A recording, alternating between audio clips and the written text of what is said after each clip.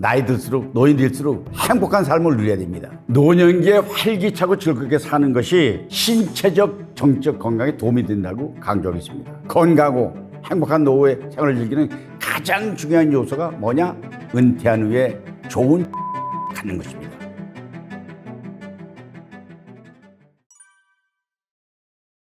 제가 80평생을 살아보면서 깨달은 것 하나가 있다면 세상은 공평하고 누구에게도 시간과 기회는 똑같이 준다는 사실입니다. 시간이 되면 예외 없이 모두 이 생을 사라집니다. 주어진 시간을 어떻게 경영하냐에 따라서 웃으며 사느냐 아니면 고통 속에 울며 사느냐 이런 게 결정됩니다. 노후에 재밌게 사는 걸 안 좋게 보는 다 인식이 있다. 안 좋게. 재밌게 살면 안 좋대요. 이게 무슨 시인법입니까? 근데 우리 한국 사회는 전통적으로 그런 문화가 있습니다. 남 잘 되는 꼴 못 봅니다. 그러니까 우리는 유교적 가치관을 갖고 살기 때문에 노년에는 재미가 있거나 활기차면 부정적으로 봅니다. 우리는 어려서 밥 먹을 때는 여우가 애를 업어가도 돌아보지 말아라는 겁니다. 밥만 먹으라는 거예요. 그 다음에 실없이 웃지 말라. 남자가 실없이 웃으면 실없다는 거예요. 재밌지 말라는 거예요. 그 다음에 남자는 입이 무거워야 된다. 아니 의사소통을 해야 되는데 입이 무거웠다는 얘기는 말하지 말라는 거잖아요. 또 말을 덜 해야 남자답자합니다. 아니 남자가 말을 해야 되는데 이걸 남자도 못하다? 그 정통적인 양반 문화는 점잖지 못하는 언행과 처지는 평가를 받는 것입니다. 무책임하게 얘기하는 것을 피하는 경향이 있습니다. 그러니까 밝고 명랑한 사회에 대한 수용성이 낮은 결과라고 생각합니다. 그런 게 오늘 시점에서 보면 이건 잘못된 인식입니다. 이건 민첩한 사람이 아닙니다. 나이 들수록 노인 될수록 얼마 남지 않은 여생을 재밌고 즐겁고 행복한 삶을 누려야 됩니다. 그렇지 않겠습니까? 사람은 점잖은 사람이 최고의 칭찬인데 점잖다는 기준이 뭐냐? 입이 무거운 사람입니다. 이것이 우리 전통 문화에 대한 내가 비판적인 의식을 갖는 것입니다. 그럼 노년에 즐기면서 살아야 하는 이유가 있느냐? 이유가 있습니다. 왜냐하면 연구 결과에 따르면요. 노년기에 활기차고 즐겁게 사는 것이 신체적, 정적 건강에 도움이 된다고 강조하고 있습니다. 왜냐하면 삶의 질이 향상되려면요. 뭐냐 하느냐. 삶의 질은 많은 여행을 다니는 게 좋지 않겠습니까? 두 번째는 취미활동, 몰입해서 열심히 자기 즐거움이 하고 그다음에 친구와 교류하는 거, 만나서 수다 떨고 밥 먹고 하는 것. 그때 행복감을 느끼잖아요. 이것이 이 만족한 삶을 누리는 것이기 때문에 이것이 다 즐겁게 사는 길이기 때문에 이거를 추구하라는 것입니다. 그다음에 건강을 유지하는 것은 즐거운 활동은 심혈관과 근육 유지, 유연성 향상에 도움이 된다는 것이 통설입니다. 그러기 위해서는 규칙적인 운동, 노년의 스트레스, 우울증, 질병 예방 이런 것이 다 큰 역할을 하기 때문에 이것이 즐겨야 되는 이유 중에 하나고 또 하나의 이유가 있다면 사회적 연결인데요. 사실 친구와 가족 간의 연결 교류는 정서적으로 강화돼야 됩니다. 왜냐하면 우리는 마슬로의 5단계 욕구서로 보면요. 자아실현 욕구가 제일 높에 있습니다. 생리 욕구, 안전 욕구, 식욕 등이 있지만은 자아실현, 나도 사회적 욕구보다는 더 높은 게 가장 고 욕구가 사회적 욕구입니다. 그러니까 하고 싶은 일을 도전해서 그 일을 달성하는 것. 그게 자아실현이잖아요. 이러기 위해서는 바탕에 깔린 것이 있습니다. 뭐냐면 그러기 위해서는 경제적으로 안정이 돼야 됩니다. 그러니까 은퇴 후에 생활의 질을 보장할 수 있는 요소는 경제적인 것이고요. 두 번째, 건강해야 되고요. 세 번째는 문화 및 지식의 확장을 위해서는 새로운 지식을 접하고 노후 생활을 풍부하게 만들기 위해서는 그런 마인드셋이 돼야 되거든요. 그러니까 노후를 즐겁게 사는 것은 매우 중요합니다. 스스로 적극적으로 개척해야 됩니다. 이것이 노후를 즐기며 살아야 되는 이유라고 말씀드릴 수 있겠습니다. 은퇴 후 취미를 가지는 것이 좋은 이유가 있느냐? 이유는 간단합니다. 우리가 인생의 황금기는요. 65세부터 75세까지라고 정의한 분이 계십니다. 김영석 교수가 쓴 책에 100년을 살아보니라는 책이 있습니다. 그 보면은 그 철학자 교수잖아요. 근데 우리나라 철학계에 큰 별이 세 분이 계시는데요. 한 분이 김영석 교수 연세대학교, 한 분이 숭일대학교 안명훈 교수, 한 분이 서울대학교 김태길 교수. 세 분이 다 1920년 생입니다. 동갑입니다. 그분들이 나이 먹어서 모여서 농담을 하면서 얘기하면서 야, 너희들은 언제가 좋았냐 이랬더니 김영석 교수 책에 있습니다. 그랬더니 공통점이 65세부터 70세까지가 제일 좋았어. 그 왜 65세냐? 65세까지는 먹고 사느라고 월급 받아야 되니까 돈 벌어야 되고 자기 하고 싶은 일 못했다는 거예요. 거기에 매몰려 사니까 재미가 없었다. 그러나 65세부터는 이제 건강도 어느 정도 유지가 되고 또 할 일을 자기 마음대로 할 수 있으니까 그 좋다 이겁니다. 그러니까 사실 어느 사람은 그래요. 퇴직하고 나서 보통 사람은 하루 쉬고 하루 놀고 집에서 낮잠 자고 하루는 등산 가고 하루는 산에 가고 그리고 TV 보고 그런저런 산다 그럽니다. 이건 엄청 바쁜 것처럼 말하지만은 뒤집어 말하면 집에서 빈둥빈둥 논다는 말입니다. 제일 아쉬운 사람들의 말입니다. 퇴직 후에서는요, 집에서 머무는 시간을 줄여야 됩니다. 우스갯소리지만요, 소위 삼시기를 피해야 되잖아요.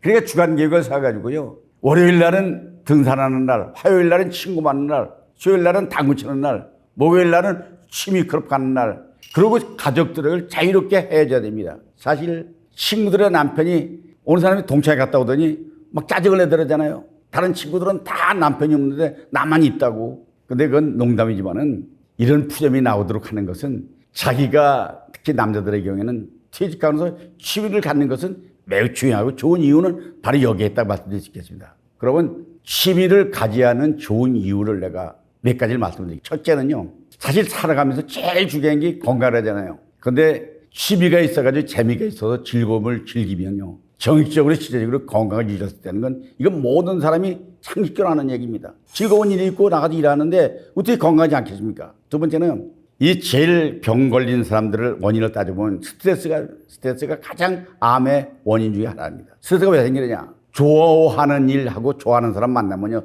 스트레스가 쌓일 리가 없죠. 오히려 풀리죠. 그러니까 긴장도 풀리고 스트레스를 줄이기 위해서는 스트레스를 해소하는 일이 두 번째 좋아하는 취미를 가지는 이유고요.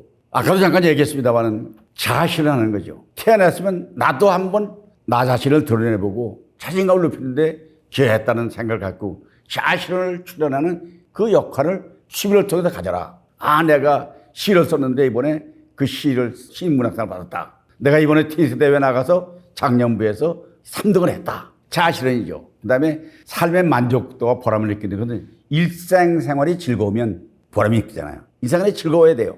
그 다음에 은퇴 후 남지 않은 시간, 자유시간이잖아요, 이제. 그거 생산적이고 보람 있게 살면 그게 행복이죠. 그래서 우리가 취미를 가져야 되는 이유고요.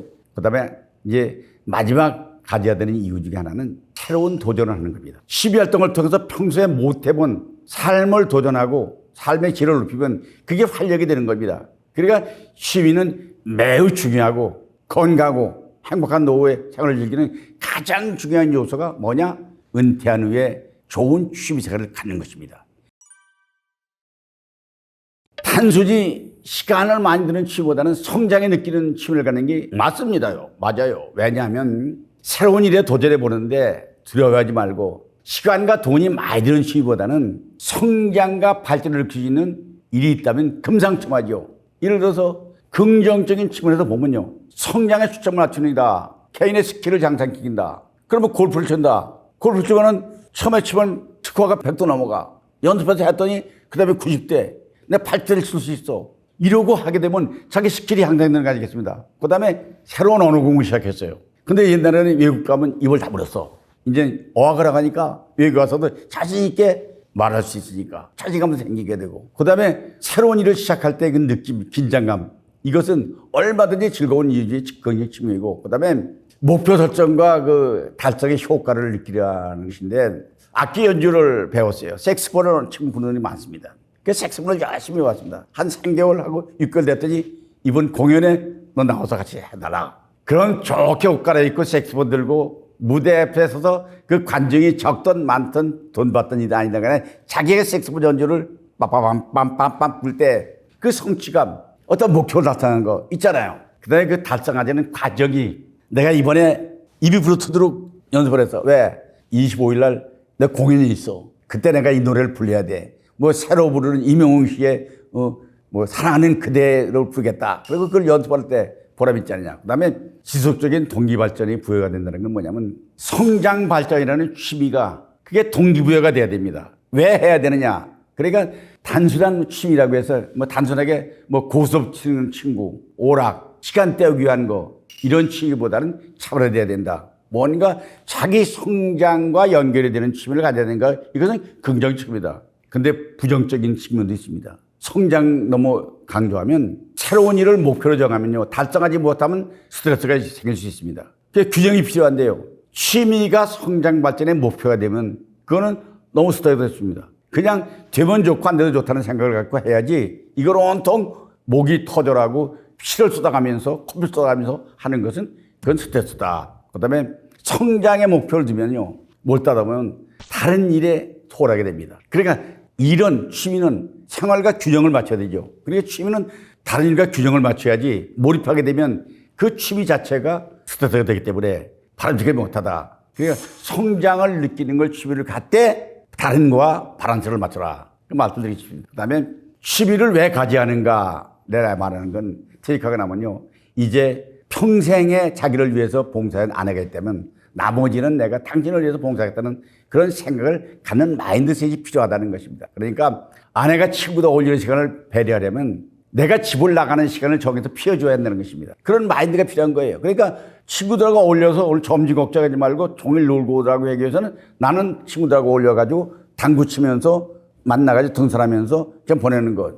그러면 집에 있는 것보다 더 즐겁고 보람식을 밖에 찾아야 된다. 그러니까 결국 건강과 고독감, 우울증을 없어지는 것은 취미 활동이 좋다는 걸 말씀드릴 수 있고, 그 다음에 예를 들면요. 취미 중에서 우리 퇴직한 자들에게 취미를 보면요. 여러 가지가 있습니다. 다양합니다. 어느 사람은 등산 모임을 통해서 매주 등산을 합니다. 아주 즐거워합니다. 그 다음에 음악 동호인이 있습니다. 기타를 모여서 배우기도 하고 색소폰을 불기도 하고 또 노래를 부르기도 하고 합창을 하기도 합니다. 그 다음에 골프 동호회가 있습니다. 정기적으로 매월 어디든 골프를 가는 날을 힘을 가고 그 다음에 낚시회. 이번엔 뭐 어디 저수지를 간다 어디 간다 바다 낚시를 간다 여행 모임. 이번엔 전라도 지역으로 간다. 이번엔 뭐 경상도 지역 간다. 그 다음에 당구 클럽 같은 거. 문진활동하면서 시 쓰고 시 낭송회 같은 거 하는 것. 또 스필 써가지고 책을 발행하는 것. 여러 동지를 만드는 것. 이거 하게 되면요. 이게 얼마나 즐거운 일이에요. 취미 생활에 지나치게 가족에 소홀해만 되지만은 또 다른 문제가 돼서는 안 된다는 거죠. 그러니까 항상 삶은 항상 바란스, 소위 일과 일에 대해서 바란스를 갖는 그런 것이 필요하다 말씀드리겠습니다. 꿈을 멈추면 인생도 끝난다. 꿈을 가지는 게 중요하다. 이건 제가 평소의 소신입니다. 육체적으로 잠을 자면요. 일어나는 모든 일 중에 하나는 꿈에 눈에 영상도 보이고 소리도 들리고 생각도 나고 감정도 꿈에 나타납니다. 이것은 삶의 또 하나의 삶의 일환입니다. 꿈은 그런 겁니다. 그런데 우리가 꿈이라고 말하면 그런 꿈보다도 희망사항이 비전이 꿈입니다. 되고 싶은 건 이루고 싶은 것이 꿈입니다. 얻고자 하는 직업이 꿈입니다. 삶의 목표를 정하는 것이 꿈입니다. 그러니까 꿈은 삶의 원동력이자 희망의 근원입니다. 움직이게 하고 열정이 생기고 생활에 본분이 생기는 것. 그러니까 꿈을 꾸고 생각하고 노력하지 않으면 아무 일도 일어나지 않는다 하는 것은 사람의 활력을 집어넣기 위해서는 동기부여가 되는 것은 꿈을 가질 때 그게 다 이루어지기 때문에 꿈이 없다면 그냥 죽을 날만 기다리고 앉았다 집에서 난 낮잠만 자고 TV 보고 뭐 있다 집에서 소파에 들어 누워있는 시간이 길어지면 그 사람의 삶은 생활 질이 엄청 떨어진다 하는 것을 명심하기 바랍니다. 미국에서 꿈 가진 사람 중 하나는 록펠러라는 사람입니다. 이 사람은 정유회사에서 거의 90번을 점유해가지고 32세에 백만장자가 됐습니다. 43세에 최대 부자가 됐습니다. 53살에 최대 갑부가 됐습니다. 그런데 55살에 불치병에 걸려가지고 시한부 일생 1년만 살 수 있다는 판정을 받았습니다. 그때 병원에 갔는데 마침 병원 그 입구에서 보니까 이런 글이 있습니다. 주는 것이 받는 것보다 복이 있다. 성경구절입니다. 이걸 봤습니다. 그때 보니까 카운터에 입원비를 못 내가지고 수속을 돈을 못 내가지고 입원이 안 된다고 해서 막 울부짖는 여인을 발견했습니다. 그 록펠러가 그 주는 것이 받는 것보다 복이 있다. 그 절이 생각나고 해서 비서 보고 저 노인의 저 여인의 입원비를 우리가 줘라. 근데 모르게 해줘라. 이래서 기부를 했습니다. 그런데 우연이지만 그 입원해서 그거 완성을 했습니다. 병이 완치됐습니다. 그때 기쁨이 너무 록펠러는 추격제 받아야 되는 겁니다. 그전부터 록펠러는 소위 기부 사업을 하기 시작해가지고 시카고 대학을 설립하고 많은 기부하기로 해서 미국의 가장 유명한 인사가 됐습니다. 1년밖에 살지 못했다는 55세 시한부 판정이 97세까지 샀습니다. 자산 300억 달러, 약 35조 원을 만들었고 아들이 부통령이 되는 록펠러 가문을 형성한 것이 그 양반의 그 작은 꿈에서 비롯됐다. 그런데 강철한 카네기입니다. 미국에는 카네기홀이라고 있습니다. 카네기홀에서 공연은 모든 사람들의 로망이고 그다음에 카네기 도서관이 도처에 있습니다. 카네기 재단이요. 사회공헌 활동에서 미국의 가장 꿈을 이룬 사람 중에 하나로 받는 것이 카네기입니다. 그 다음에 여러분 커넬 선셋이라는 사람을 이렇게 다 아시지만 KFC라는 치킨집이 있습니다. 지금도 한국도 보면 노인네가 허연 노인네가 수염 누가 있는 서 있는 모습이 있지 않습니까? 그 사람이 65세까지 사업을 실패해가지고 사업 제안을 해가지고 1,008번을 제안서를 냈답니다. 근데 다 빠꾸당했어. 근데 65세 한 사람이 투자하겠다고 해가지고 그게 오늘날 소위 말하면 KFC를 만든 기록이 된 것이 65세의 꿈을 이룬 것입니다. 그다음에 일본에는요, 시바다 도요라는 분이 있습니다. 92세 때 시를 처음에 배워가지고요. 98세 때 시집을 냈는데 그 시집이 약해지지 마라는 것입니다. 근데 시집은 180만 부를 팔았습니다. 책이 100만 부가 넘으면 빌딩 사고 남습니다. 98세의 시집이 약해지지 마. 시바다 도요입니다. 그런데 사실 인생은 장유전이다. 걔 노년을 두각을 타는 사람들을 보면요. 인생의 약점은 뭐냐면 쉽게 사는 겁니다. 쉽게 살려면 방법 딱 간단합니다. 남들을 사는 걸 모방하면 됩니다. 남들이 하는 걸 벤치마킹하면 됩니다. 꿈을 꾸면서 희망을 품고 현역으로 살아가는데 노익장이 돼가지고 액티브 시즌들 분야분이 많이 있습니다. 실명을 내서 면회한다고 하는 김영석 교수는 모든 이의 로망입니다. 104살이잖아요. 1920년생이잖아요. 지금도 활동을 하면서 강연을 저녁에도 강의하고 아침에도 강연하고 글도 쓰고 걸럼도 씁니다. 양반이 대통령에게 조언도 합니다. 이길려라는 가천대 총장은 지금 그 양반이 1930년생이니까 우리 나이로 90세입니다. 현역으로 지금 활동하면서 요새도 하고 있습니다. 신영균 배우라는 분이 있습니다. 이분은요, 지금 96세거든요. 근데 이분이 500억을 기부했잖아요. 또 100억 기부했잖아요. 남재산 모두가 지금 하나도 배우지만은 스캔들 하나 없이 깨끗하게 멋지게 사는 심영균 씨. 또 하나 이시영 박사. 그냥 34인생이 94입니다. 94인데 지금 이시영 박사. 요새도 유튜브도 많이 하고 글도 많이 쓰고 하잖아요. 이순재 탤런트. 소위 말하면 사랑이 뭐길래 나온 그 이순재. 그 양반이 올해 89세입니다. 35년생이니까. 근데 아직도 현역으로 활동했는데 저도 80세가 넘었잖아요. 지금 이렇게 유튜브도 하고 있는 거죠. 나보다 더 많은 사람이 유튜브 하는 사람은 별로 못 본 것 같아요. 여기 할 수 있잖아요. 또 앞으로 또 할 것이고. 그 다음에 사실 인간은 서두르지 말고 또 목도 걸어 그런 거죠. 조금 앞서 있다고 의시되는 것. 조금 뒤에 있다고 좌절하는 것. 이것도 밥입니다.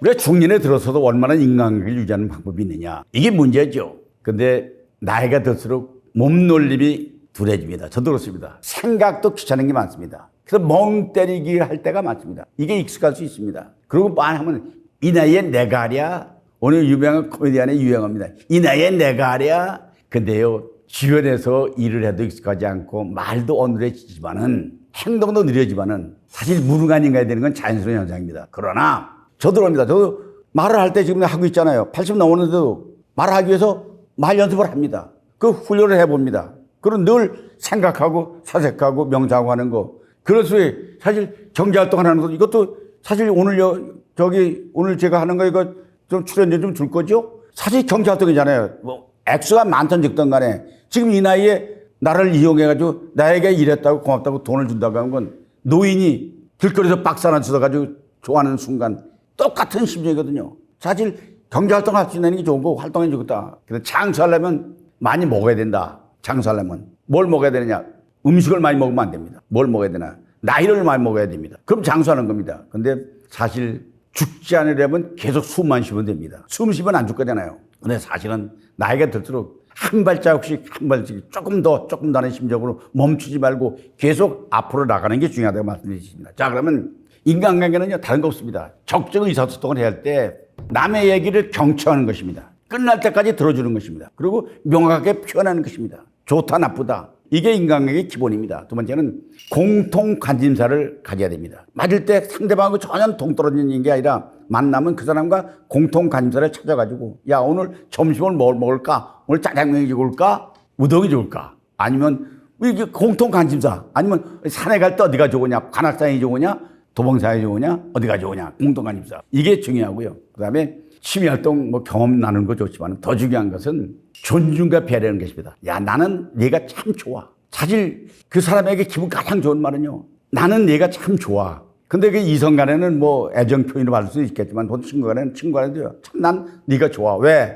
넌 참 멋지잖아. 잘생겼잖아. 넌 옷을 잘 입잖아. 이런 게 중요하고 감사를 표현하는 게 야, 지난번에 참 너 사준 그거 보내준 야채 주말 농장에 진 거 상추 맛있더라. 감사 표현하는 거. 그 다음에 갈등이 생겼다 이러면 건설히 대화하는 겁니다. 야, 너 그것 때문에 너 화나는 모양인데 내가 그거 잘못했어. 근데 너 그거 한 거는 우리 이걸로 다 땡땡 치자. 이렇게 타협하는 거. 그다음에 자기 인식하는 거, 자기 성장하는 거. 인간관계가 필수입니다. 자기 발전과 성찰하는 것. 이게 성장 마인드셋을 하는 것은 이건 매우 중요하다. 그다음에 사회에 참여하는 것은 커뮤니티 활동을 같이 하고 봉사활동하는 것. 이 세상에 가장 아름다운 것이 봉사를 하잖아요. 봉사활동을 하잖아요. 그다음에 이제 시간과 에너지의 투자는 사람은 주기적으로 만나는 게 좋습니다. 우리 매주 금요일 날은 점심같이 먹는 날. 우리는 어디 같이 가는 날. 에너지와 정성을 쏟으면 좋고 그다음에 우리가 그 인간관계 유지하려면요. 신정성과 꾸준한 노력으로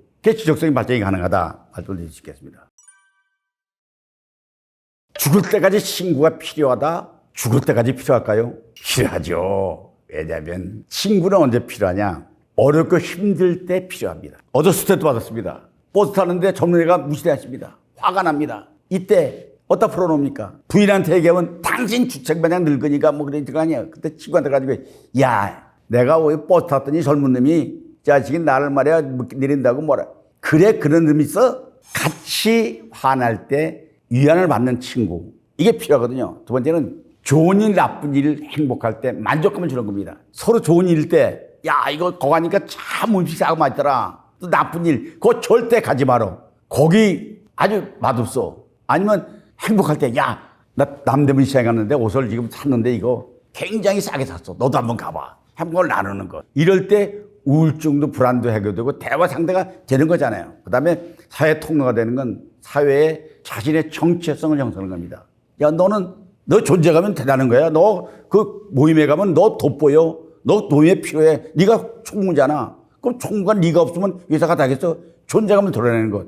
그게 형성해 주잖아요. 그다음에 지난 활동과 대화 추억의 즐거움을 서로 나누는 거예요. 그게 사실 나이 들면은 가진 게 추억이잖아요. 요새 젊은 애들이 5, 6살짜리가 막 조달그러기 있더래요. 그래서 원인 지나가다 야 너들 뭔 얘기 그렇게 재밌냐 그랬더니 할아버지 우리 옛날 얘기하고 놀아요.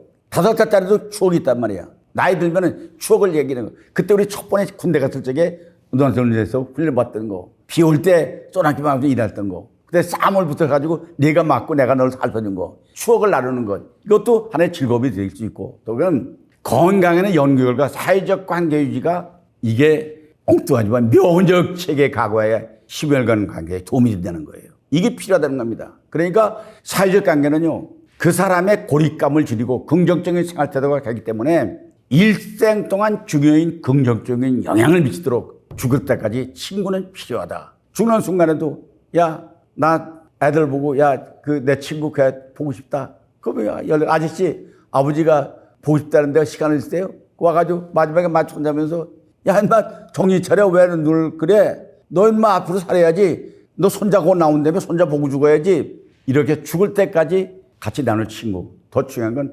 밤중에 걱정스러울 때 전화 걸어도 그냥 받아주는 친구. 이 친구는 필요하다. 실은요. 나이 들면은 우리가 그런 얘기 하잖아요. 나이 든 사람의 10계명이 있어요. 일일이 간섭하지 말라. 이 남의 얘기에 이의를 얘기하지 말라. 3, 3, 5 짝을 지어 놓으라. 4, 모든 일에 사정결단하지 말아라. 5 하고 감동하라. 6갑 떨지 말라. 이거 좀 소속한 말이지만은 7, 시실밖에 옷 입고 말아라. 팔팔하게 살아라. 구질구질하게 놀지 말아라. 열이 뭐냐면 열어라. 지각과 마음을. 그래서 베푸는 것은 노인에서 가장 좋은 거죠. 열어라. 그런데 남에게 도움을 주는 사람으로 인식이 되면 환영받습니다. 퇴직 공무원들이 퇴직하고 나면요. 현직에 있을 때 계급을 가지고 주도권을 가져가고 들지만은 아니에요. 퇴직한 사람들 만나면요. 그날 밥값 난 사람이 주도권을 갖습니다. 계급이 넣었든 간에 밥값 만나서면 그 사람이 말하면 그 사람이 주도권을 갖는 겁니다. 그래서 밥값 내는 게 호구가 아니라 가치다. 이해는 간단하다. 모든 인간관계는 균형이 중요한 겁니다. 선의의 베풀기가 스트레스가 되고 베풀 때 상대가 감사하지 않고 당연시하면 멈춰야 됩니다. 이런 건 하면 안 됩니다. 베풀어주면 감사하게 느끼고 또 내가 이렇게 하게 되면 당연시하는 게 아니라 참 어려운 일 했다고 칭찬받는 거. 그러니까 일방적이거나 오래 지속하려면 신구에 대한 상호 이득이 되는 걸로 가야 된다. 그러니까 주종관계로 하는 경우도 있죠. 예를 들면 그 사람이 비서였다. 그러면 늘 가서 옛날 비서처럼 가서 늙은 노인들에게 해주는 사람도 있습니다. 그런 건 보통 경우는 형평에 벗어나지 않고 균형 감각을 유지하는 이런 것이 매우 필요하다 말씀드리겠습니다. 자, 그러면 결론을 말씀드리면 건강에 사는 건 100세 시대라고 하잖아요. 그런데 100세 시대가 건강해야지 직접적인 연관이 있고 행복한 게 병들고 약해가지고 병들어 살면 100세는 의미가 없는 것이다. 나이 들어도 인생을 재미있게 사는 길을 여러분과 같이 얘기했습니다. 근데 행복은 더불어 행복해야지 나만 행복하고 다른 사람이 불행하면 그거는 오히려 사회에 도움이 되지 않습니다. 항상 더불어 살아가는 세상. 나도 기쁘고 너도 기쁘고 우리 다 함께 기쁘자는, 그래서 그게 더 발전돼가지고는 이 사회와 민족 국가에게 도움이 되는 삶. 그래서 제가 개인 연구소가 21세기 사회발전연구소라는 이름을 지은 것도 사회발전에 이바지하던 뜻이 있기 때문에 우리가 얘기한 대로 내가 얘기했잖아요. 얘기한 대로 가장 중요한 게 뭐냐. 오늘 내가 얘기한 핵심에 중요한 건 나이 들어도 재밌게 사는 법은 공평하다. 다 됩니다. 그러나 주어진 시간을 한계가 있는데 어떻게 사느냐. 그거를 웃으면서 즐겁게 노래 부르고 사느냐, 아니면 찌들리고 힘들어하고 고통받고 고통 속에 울며 사느냐 하는 것은 본인이 결정한다는 말씀을 드리면서 나이 들어도 행복하게 사는 법에 대한 얘기를 여기서 줄이고자 합니다. 머니인사이드 구독자 여러분들 구독 많이 해 추천해 주시고요. 많이 봐주시고 행복을 같이 나누는 동반자가 되길 바라면서 오늘도 여러분과 같이 더불어 주먹을 불끈 쥐고 화이팅 하겠습니다. 여러분 머니인사이드 화이팅! 여러분 화이팅! 건강합시다. 행복하게 재밌게 삽시다. 화이팅! 화이팅! 화이팅! 감사합니다.